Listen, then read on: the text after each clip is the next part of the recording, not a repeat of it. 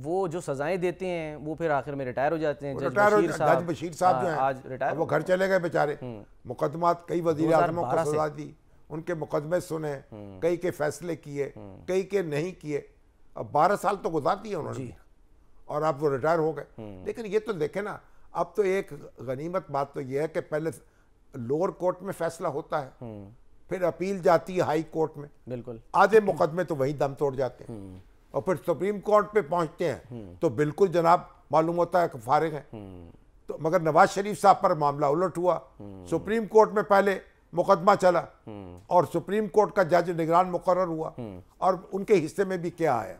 अब कहाँ है हमारे खोसा साहब और कहाँ है हमारे साकब निसार साहब और कहाँ हैं उनके भाई बंद और दूसरे जो मुअज़्ज़ज़ जज जो हैं, और किस तरह अब मुँह छुपाते फिरते हैं। अभी तो आप देखें साकब निसार साहब जो हैं, अब वो कैसे दंदनाते फिरते थे। अभी हमारे वो डॉक्टर ग़ियासुन नबी तैयब हैं जी, एक बैनुल-अक़वामी शोहरत के मुआलिज हैं, इतने बड़े डॉक्टर फिजिशियन कि आप उनका दुनिया में उनका नाम है बिल्कुल। और वो जनाब ये जनरल अस्पताल के चीफ एग्जीक्यूटिव मुकर्रर हुए, दौरे पे पहुंचे, खड़े खड़े उनको अलग कर दिया, उनकी तौहीन की।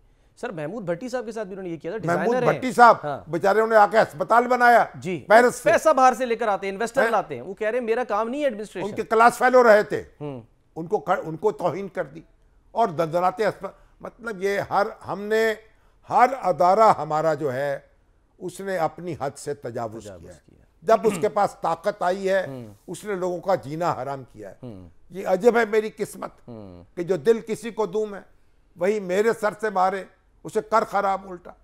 हमारी इंतजामिया देख लें, हमें संभलना नहीं आया, इख्तियारात को संभालना नहीं आया। हमने एक मुल्क भर में एक जीना हराम किया है, पूरे मुल्क का एक धमा चौकड़ी मचाई है, एक हंगामा बर्पा किया है, रोना भी आता है और बस कब आप समझे, और सर पीटने को भी जी चाहता है।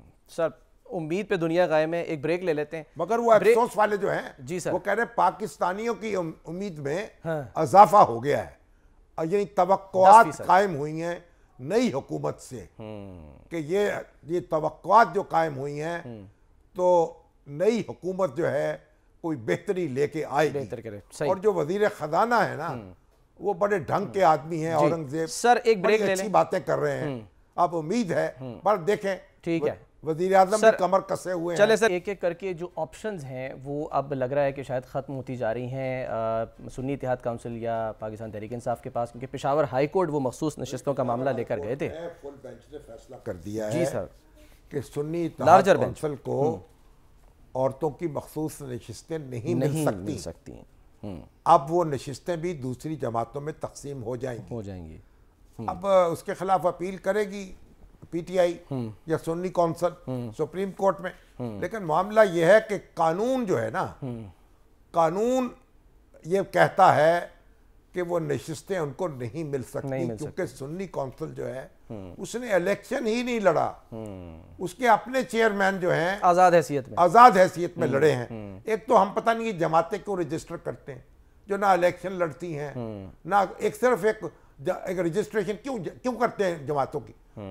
जो जमात इलेक्शन में हिस्सा नहीं लेती या 5% वोट भी नहीं लेती उसकी रजिस्ट्रेशन खत्म कर देनी चाहिए। हमने क्यों इतना ये हंगामा मचा रखा, जैसे वो डमी अखबारात हैं, ये डमी जमातें खड़ी कर रखी।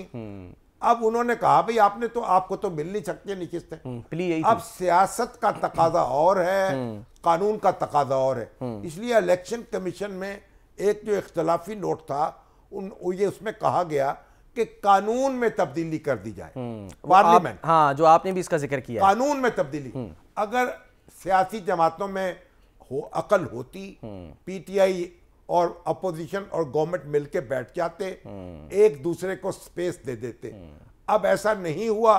अब कानून है और पीटीआई है और सुन्नी कौंसिल है। अब औरतों की नशिस्तें केपीके में भी अपोजिशन के हाथ में आ जाएंगी, जेयूआई के पास, मुस्लिम लीग नून के पास, पीपल्स पार्टी के पास। तो उनकी अपनी नशिस्तें हैं, शायद उनसे वो नशिस्तें बढ़ी जाएं, सारी औरतों की नशिस्तें उनके पास जाएंगी।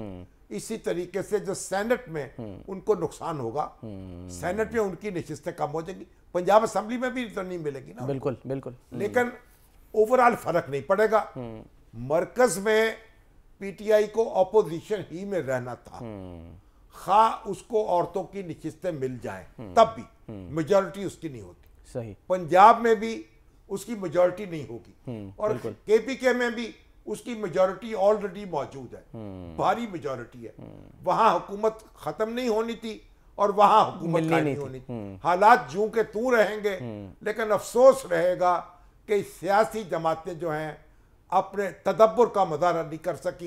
वगरना ये नशिस्तें जो हैं वो पीटीआई को मिल जाती। उनकी जो ख्वातीन भी तो एक्टिव है ना, बड़ी सरगर्म है।